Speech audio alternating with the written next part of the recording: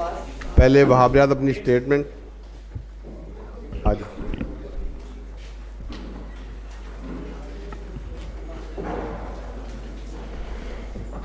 पहले वहाब रियाज अपनी स्टेटमेंट देंगे, उसके बाद फिर क्वेश्चन आंसर की तरफ जाएंगे। Thank you. बिस्मिल्लाहिर्रहमानिर्रहीम। जैसे कि आप लोग जानते हैं कि न्यूजीलैंड में हमारे 5 T20 हैं और उसके लिए हम आज स्क्वाड का अनाउंस कर रहे हैं।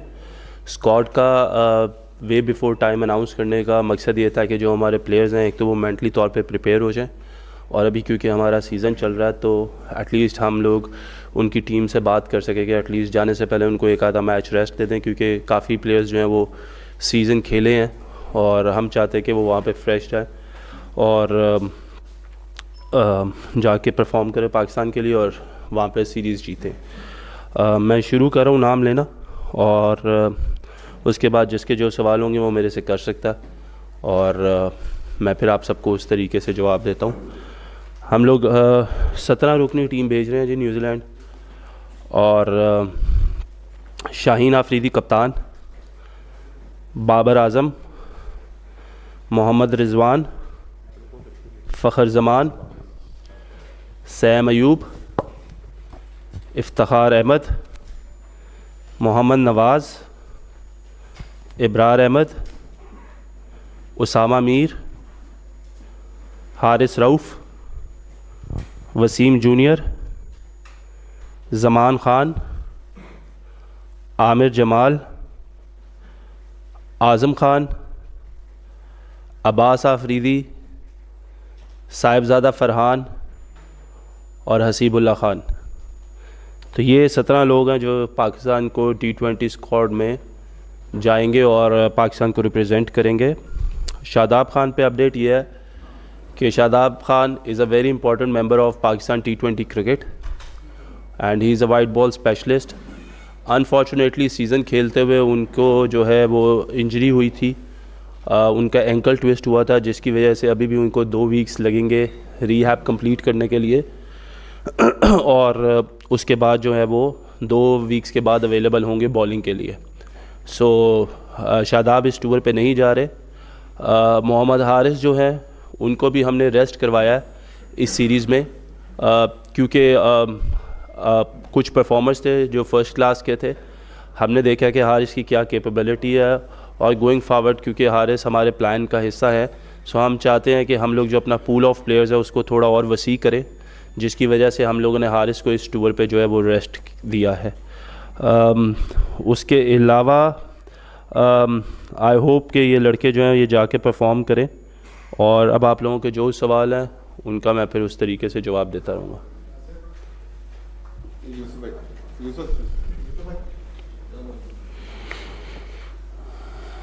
रुकनी स्क्वाड में 3 विकेट कीपर हैं, इसका क्या आप पीछे से आप रखा हुआ है? देखें, जब भी आप टीम पिक करते हैं और आप ये देखते हैं कि क्या चीज़ जो है वो टीम के लिए बेहतर है, हमारे जितने भी ये तीनों बैट्समैन हैं, तीनों जो विकेट कीपर बैट्समैन हैं, they are the best performers domestic cricket में भी और इंटरनेशनल में भी जो रिजवान खेले हैं। और देखें, जो एक बहुत बड़ा बैरियर रहा है पिछले 3-4 साल में पाकिस्तान टीम को, ये है कि बैकअप्स हम लोग तैयार नहीं कर सके। Going forward into the world cup हम लोग ये चाहते हैं कि हमारा कुछ बैकअप तैयार हो और हम कुछ लड़कों को जो है मौका दें, ताकि हमें पता चले कि वो कहाँ पे एग्जिस्ट करते हैं।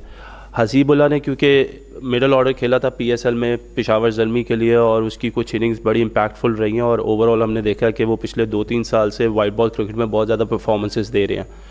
तो हमारा ये था कि हम लोगों को कहीं ना कहीं, क्योंकि वो हसीब भी ओपन करते हैं डोमेस्टिक में, लेकिन हमें कहीं ना कहीं टीम एडजस्टमेंट के लिए अपना 4 नंबर से 7 नंबर तक अपने प्लेयर्स को जो है वो हमें डेवलप करना है, जो कि एक बहुत बड़ा पीछे हमारे लिए मुश्किल रही है।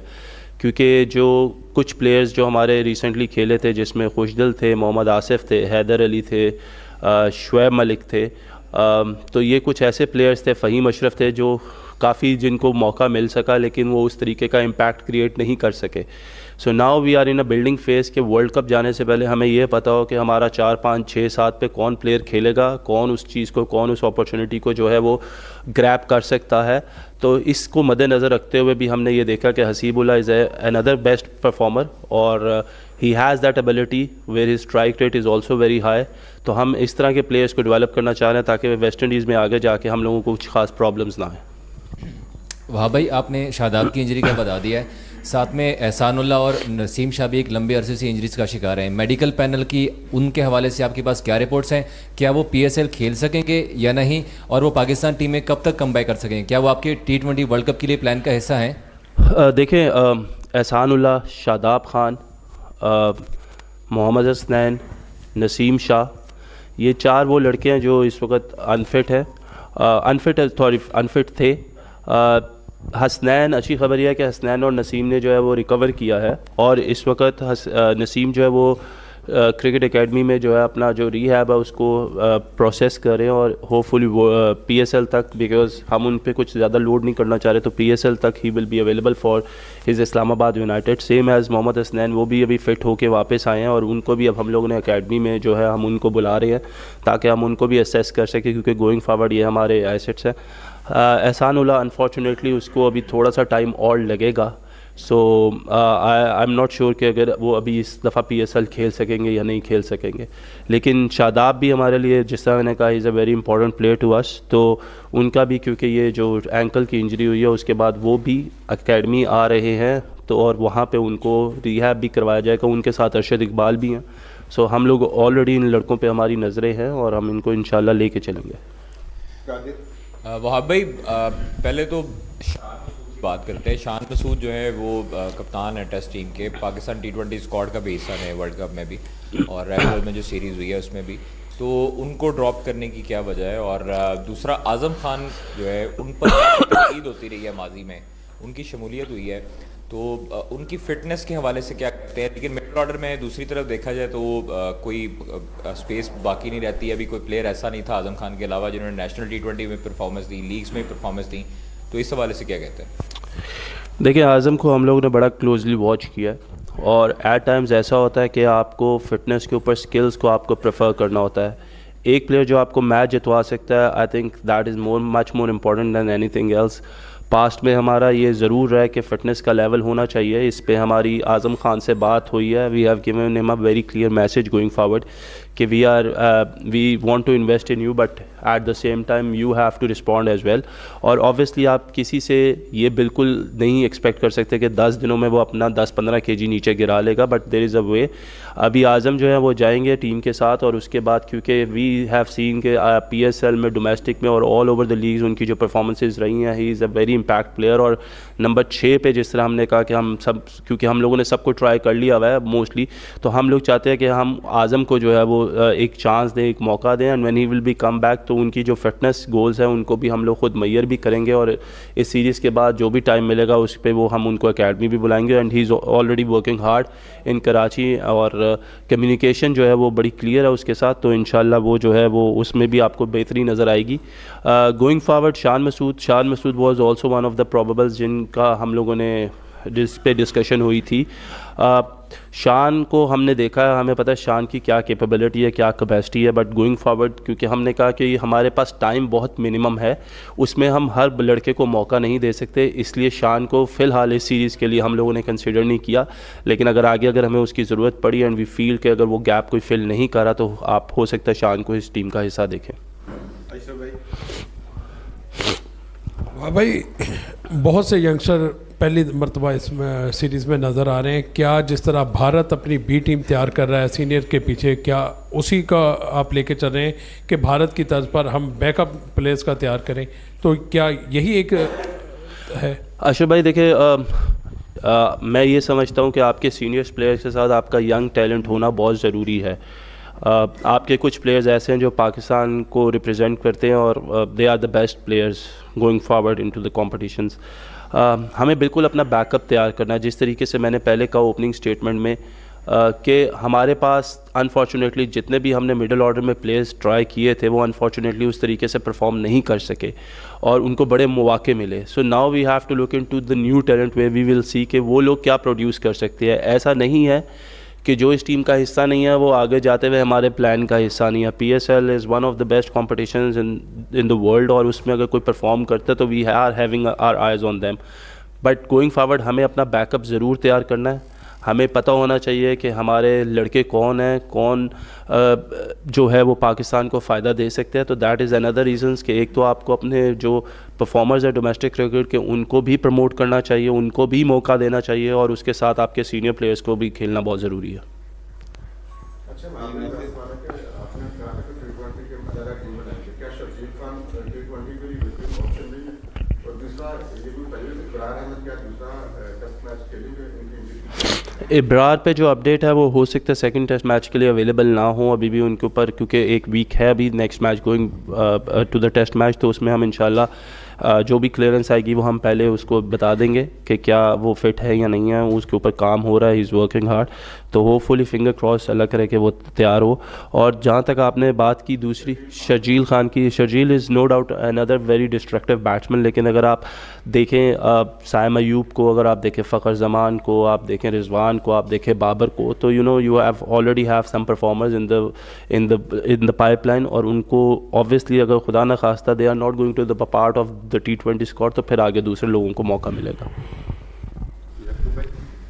जी वाह, ये हमेशा पाकिस्तान के लिए न्यूजीलैंड और ऑस्ट्रेलिया की जो पिचेस होती हैं ये मुश्किल क्रिएट करती हैं, तो आपने बहुत ज़्यादा लड़के नए डाल दिए हैं इसमें, तो आप नहीं समझते कि इन लड़कों के लिए ज़रा सख्त इम्तिहान आपने डाल दिया पहले शुरू से ही?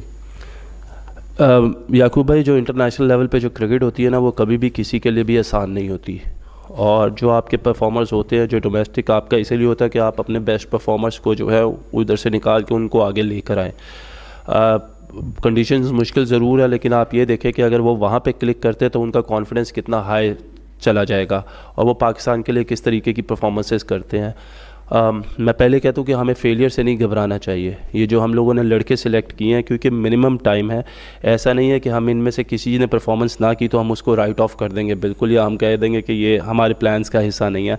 लेकिन हमें कुछ ना कुछ एक्सपेरिमेंट्स करने हैं, हमें कुछ ना कुछ नए यंग टैलेंट को आगे लेके आना पड़ेगा बैटिंग में स्पेशली, क्योंकि that is a concerning area for Pakistan team जो पास्ट में हम देखते आए हैं।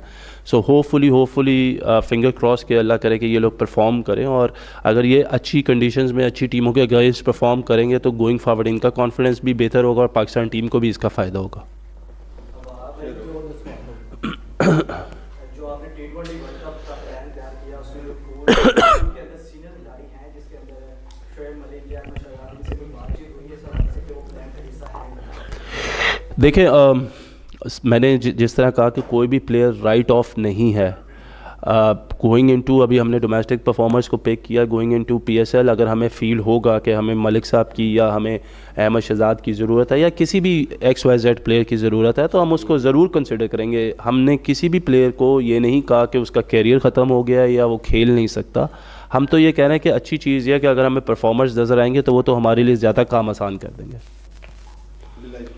कामरान, आपसे सवाल है, आप एज ए साबिक क्रिकेटर जो है काफ़ी सिलेक्शन पर तनकीद करते रहे हैं, और ख़ास तौर पर उमर अकमल के हवाले से आपके भाई थे हैं वो, अब आप क्योंकि सिलेक्टर हैं, कंसल्टेंट हैं बल्कि, तो कितनी आपका फीडबैक इन्होंने चीफ साहब ने और दीगर सिलेक्टर्स ने तस्लीम किया, और अब भी अपने भाई को आप सपोर्ट करेंगे?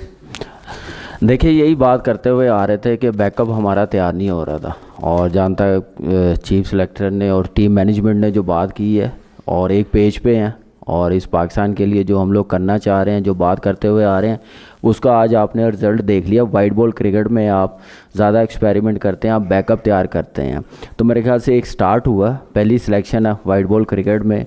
आपने देख लिया होगा जो डोमेस्टिक के परफॉर्मर है, सिर्फ एक टूर्नामेंट के नहीं, जो इससे पहले PSL के हम लोग कहते हुए आ रहे थे सिर्फ उसकी सिलेक्शन हो रही थी।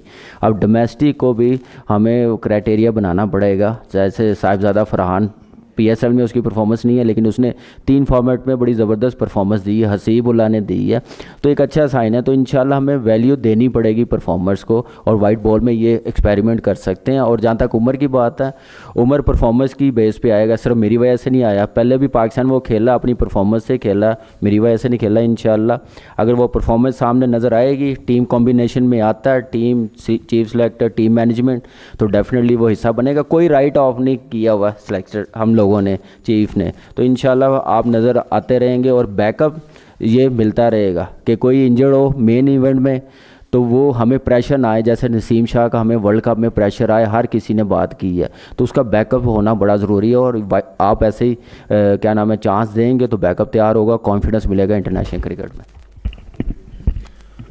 वहाँ भाई हमने देखा है कि जो पाकिस्तान की T20 टीम थी उसमें बाबर और मोहम्मद रिजवान ओपनिंग करते आ रहे थे, साइम अयूब है और भी यंगस्टर आपने शामिल किए, तो कप्तान से भी ऑब्वियसली आपकी इस हवाले से डिस्कशन होगी, क्या उनके नंबर तब्दील होंगे उसी कम्बिनेशन के साथ हम जाएंगे, या हम नए जो प्लेयर्स हैं उनको ऊपर खिलाने के लिए सोच रहे हैं? क्योंकि बहुत ज़्यादा मोहम्मद हफीज़ भी बात कर रहे थे कि हम एग्रेसिव क्रिकेट नहीं खेल रहे। देखिए गोइंग फॉरवर्ड आपको कुछ ना कुछ एक्सपेरिमेंट्स, मैंने कहा जिस तरीके से आपको एक्सपेरिमेंट्स करने पड़ेंगे। और देखिए हमारा काम है कि टीम प्रोवाइड करना, जो कोच है, जो डायरेक्टर है और जो कप्तान है उनको, और ऑब्वियसली हमारे पास साहिबजादा भी तो एक ओपनर है। तो देखें गोइंग फॉरवर्ड ये देखना पड़ेगा कि वो टीम के किस कॉम्बिनेशन के साथ लेके चलते हैं और वो किस को प्रेफर करते हैं। दुनिया में अगर आप देखें तो इतनी मिसालें ऐसी हैं कि जो ओपनर्स हैं वो अपनी डोमेस्टिक में है उसमें तो ओपन करते हैं, but when going into the international team when they pick their best players तो वो लोग 5, 6, 7 पे भी खेलते हैं, 4 पे भी खेलते हैं, 3 पे भी खेलते हैं। तो this is what the criteria is कि नाउ के ज़रूरी नहीं है कि अगर हम डोमेस्टिक में परफॉर्मेंस दे रहे हैं परफॉर्मर्स की, और अगर आप निकाल लें ओवरऑल डोमेस्टिक सीज़न तो मोस्टली सारे आपको परफॉर्मर्स ओपनर ही नज़र आते हैं। कोई आपको 3 नंबर के बाद हार्डली कोई परफॉर्मर ऐसा नज़र आ रहा होगा आज़म खान जैसा जो कंटिन्यूसली या स्कोर कर रहा है या खेल रहा है। सो यू नो हम ट्रेविस हेड की एक मिसाल ले लेते हैं, हम मिचेल मार्श की एक ले लेते हैं, स्टोइनिस की एक मिसाल ले लेते हैं। इसी तरीके से हम लोग अगर इंग्लैंड की टीम में देखें तो लिविंगस्टन की एक मिसाल ले लेते हैं। इसी तरीके से फिल सॉल्ट भी नीचे खेले हैं। ये वो लड़के हैं जो ऑब्वियसली अपनी टीमों के लिए ओपन करते हैं, but when it comes to the international team तो उनको वो रोल्स दिए जाते हैं।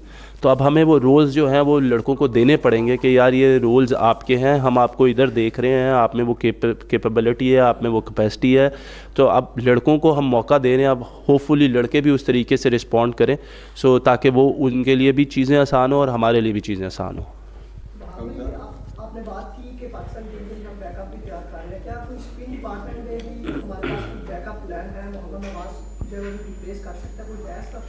देखें बिल्कुल नवाज़ को हम लोग असेस करें, नवाज़ से हम लोग बात भी करेंगे, अभी उससे बात नहीं हुई, लेकिन देखें हमें तैयार करना पड़ेगा बैकअप। नवाज़ भी काफ़ी देर से पाकिस्तान टीम का हिस्सा रहे हैं। अनफॉर्चुनेट था कि कुछ लोग जो है वो क्रिकेट छोड़ गए हैं और पिछले 4 सालों में किसी और को उस तरीके से मौका नहीं मिला कि वो आके उसको ये प्लेटफॉर्म मिला हो। तो we are already looking into it, but going forward आप हमेशा जब जाते हैं तो यू नीड एक्सपीरियंस बड़े टूर्नामेंट्स में। So we want Nawaz to perform, he has the capability. उसकी परफॉर्मेंसेस भी जो है वो अच्छी भी रही हैं, बुरी भी रही हैं, लेकिन he needs to be consistent going forward. तो ये मैसेज पे हम उससे जब मेरी बात होगी तो मैं उसको कन्वे भी करूँगा, and I think he is a wonderful player और वो इन चीज़ों को समझेगा भी।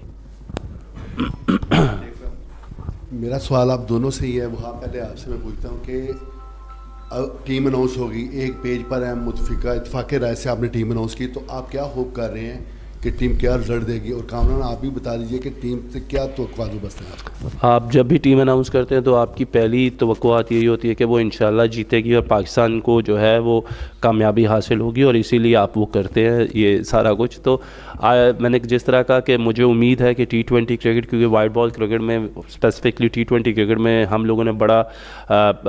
लोगों ने मैचेस जीते हैं, सीरीज़ जीती है, हम लोगों ने बड़ी अच्छी अच्छी टीमों को हराया है। सो होपफुली इस सीरीज़ में भी जाते हुए, क्योंकि ऑब्वियसली कंडीशंस जो हैं वो अदर वे अराउंड है, लेकिन that is not an excuse, but going forward हमें वहाँ पे भी जीतना चाहिए। If you want to be a good team, if you want to be a consistent team, then you have to win everywhere in the world wherever you play. जी बिल्कुल ऐसे ही है, और परफॉर्मेंस लड़कों को मौका मिला और इसका पूरा फ़ायदा उठाए। अपॉर्चुनिटी मिल रही है नए प्लेयरों को भी, सीनियर प्लेयर्स के साथ वो खेलेंगे, अच्छी परफॉर्मेंस दें। देखिए ये जब जीतते हैं तो कॉन्फिडेंस आता है, प्लेयर्स बनते हैं और मौके मिल रहे हैं, और इस चीज़ का पूरा फ़ायदा उठाना चाहिए। एज ए टीम हम लोग सिलेक्शन कमेटी जो है कोशिश यही है कि बेस्ट टीम बनाएं और जो जीते और अच्छी परफॉर्मेंस दिखाए। जी आप साहब बड़ी अच्छी बात है, आपने यंगस्टर जो है वो इंट्रोड्यूस करवाए हैं, लेकिन बड़ी मेहरबानी, आप मोस्ट सीनियर हैं, बड़ा अच्छा लगा सुन के। उन सवाल कर लिए जी जी। सवाल ये था कि आपने अच्छी कवरेज की, इंट्रोड्यूस करवाए लड़के, लेकिन बात तो वही आती है कि सिलेक्शन कमेटी तो यहीं रह जाती है। अब वहाँ टीम मैनेजमेंट से भी कोई कोऑर्डिनेशन है कि वो इनको मौके भी दें? दूसरा ये कि सीनियर, अगर जाहिर सी बात है किसी सीनियर को ड्रॉप करेंगे तो उसकी जब क्या गया, उनसे भी कोई आपने कोई कोऑर्डिनेशन है सीनियर प्लेयर से? देखिए मैं आपको एक चीज़ बता दूं, अगर आप बाबर और रिजवान की बात करें, या आप शादाब की बात करें, या हारिस रऊफ़ की बात करें, देखिए इन लोगों की बहुत परफॉर्मेंसेस हैं। हम मानते हैं कि शायद ये पिछला जो वर्ल्ड कप रहा है वो, या एशिया कप रहा है, उस तरीके से परफॉर्म नहीं कर सके, लेकिन उसका मतलब ये नहीं है कि अगर हम नए लड़कों को खिलाएंगे तो हम अपने पुराने लड़कों को भूल जाएंगे। आई थिंक जो उनकी परफॉर्मेंसेस रही हैं थ्रू आउट पिछले 3-4 साल में, वो पूरी दुनिया उसको मानती है और हमें भी उस चीज़ को एक्सेप्ट करना चाहिए। नए टैलेंट को लाने का मकसद ये होता है कि वो उनके इर्द गिर्द खेलें ताकि उनको कॉन्फिडेंस आए गोइंग फॉरवर्ड, ये लोग अपना एक्सपीरियंस उनमें वो ट्रांसफ़र कर सकें, उन्हें बता सकें। अगर कोई भी प्लेयर अगर इस सीरीज़ में, क्योंकि जो हमारी कोऑर्डिनेशन है, अगर कोई भी प्लेयर ओपन करता है इस सीरीज़ में, अगर वो बाबर नहीं है, वो रिजवान नहीं है, जस्ट इन केस, और वो आके अच्छी परफॉर्मेंसेस देता है, तो ज़रूरी नहीं है कि वो he will grab that place. हमने देखें अक्सर क्या होता है पाकिस्तान में, ये होता है कि जब आप एक प्लेयर इतना कंसिस्टेंट परफॉर्म कर रहा होता है और वो किसी बीमारी की वजह से या फिटनेस की वजह से वो वाहिद मैच नहीं खेल पाता और उसकी जगह कोई और नहीं आता और वो स्कोर करता है, तो हम उसको प्रेफर करते हैं। बेसिकली होना, मेरे नज़दीक होना ये चाहिए कि जो कंसिस्टेंट परफॉर्मर, उसी को वो जगह वापस मिलनी चाहिए। इसकी एक एग्जांपल हमने ऑस्ट्रेलिया में देखी कि मिचेल मार्श ने 100 किया, लेकिन जब ट्रेविस हेड उनके मेन प्लेयर जो ओपन कर रहे थे, उनके प्लान का हिस्सा थे, जब वो वापस आए ऑस्ट्रेलिया से फिट होकर, जो वो पहला मैच खेला तो वो एज एन ओपनर ही खेले, मिचेल मार्श को जगह छोड़नी पड़ी। So I believe in that kind of a culture कि जिधर एक प्लेयर ने इतना ज़्यादा परफॉर्म किया हुआ, उस पर आपने इतना ज़्यादा इन्वेस्ट किया हुआ, तो 1 या 2 इनिंग्स की वजह से उसको टीम से बाहर नहीं निकालना चाहिए, ना उसकी जगह जानी चाहिए। अच्छा वहाब, ये पूछना था आपसे कि जो शाहीन शाह अफरीदी हैं, हमारे मेन फास्ट बॉलर हैं, वो परफॉर्म नहीं कर पा रहे। ऑस्ट्रेलिया के अंदर हमने देखा पहला टेस्ट उनका अच्छा नहीं गया, वर्ल्ड कप के अंदर भी हम देख रहे थे कि थोड़ा ऑफ कलर थे। क्या वजह क्या समझते हैं आप उनकी? क्या वो ओवर ट्राई कर रहे हैं, या उन सही तरह से ट्रेनिंग नहीं हो पा रही, या कोई बॉलिंग कोच उनके साथ अच्छा नहीं है? तो क्योंकि अब जितने भी हमारे नए लड़के गए हैं उन्होंने वहाँ पर आउट किए हैं, तो इसके ऊपर कोई आपकी उनसे बात हुई है कि शाहीन और ये हारिस जितने भी सीनियर प्लेयर्स हैं, ये वहाँ पर जाके अपना रोल तो अदा करें कम अज़ कम?